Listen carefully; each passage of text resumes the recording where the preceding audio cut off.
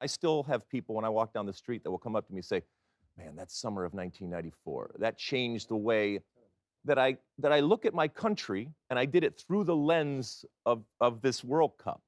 And so, yes, I mean, for example, MLS happens because of the 1994. Now, that's a big thing that you can see. Credibility, and maybe it's more for Canada and the United States, credibility for the sport and interest in the sport and kids playing in the sport. That's the real legacy. Now, it's not assured. We don't know if that's going to happen, but if we use this summer correctly in different ways, big and small, that type of change will happen. But my hope is that many, many years from now, when you two are continuing on, I'll be long gone, but there will be some kid, some boy and girl that says, "Man, you remember the summer of 2026? That was awesome. The things that I saw, the inspiration that I got, the different players that I saw, the different countries that I saw, the party that we had, the celebration that we had."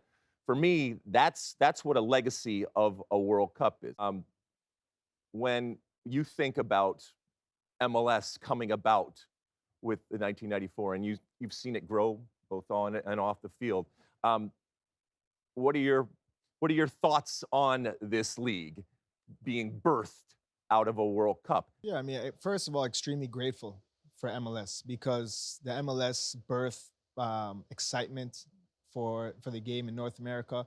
It birthed professional soccer in Canada, like as I mentioned, with Toronto FC being the first in 2007, and then Montreal and Vancouver following suit. And then when you look at the growth and the players that have blossomed from that, the Alfonso Davies, the Kyle Larins that have all came through these pathways, um, I strongly know that Canada soccer wouldn't be where it's at without the strength of MLS.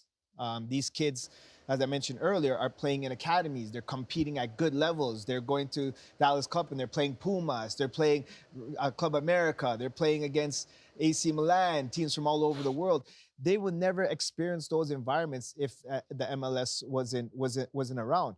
And now I can even proudly say my kids have passed through that academy structure. So I know firsthand the benefits that it has and the passion that it continues to evoke in youth that want to be a part of that structure.